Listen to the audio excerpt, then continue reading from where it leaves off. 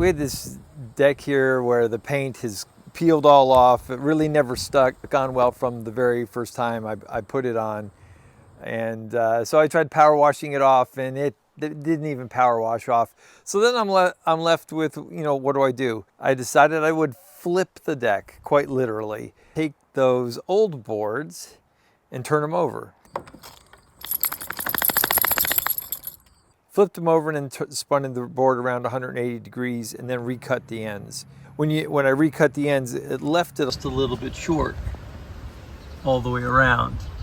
And so I'm putting a perimeter like that around the whole porch to take up that shortness and to just spruce it up a bit.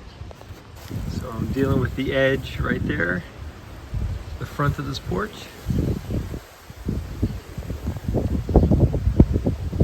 I basically built a perimeter of new wood, and that perimeter took up the distance when I had to recut the boards. The boards on the old side were pretty weathered and deteriorated, but when you flip them over, the wood is really in good shape.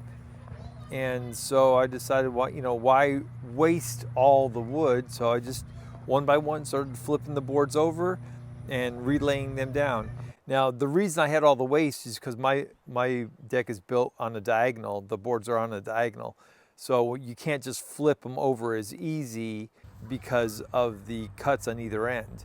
If the boards were just at right angles to the deck, then it would have been a lot quicker and a lot easier. It saved a ton of money.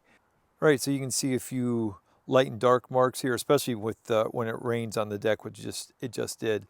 Those light and dark marks are where they ran across the deck joists when the boards were previously flipped over. I think I'll get rid of those with some sanding after we get a little weather on these over the winter. Not too worried about that. This looks a million times better than it did.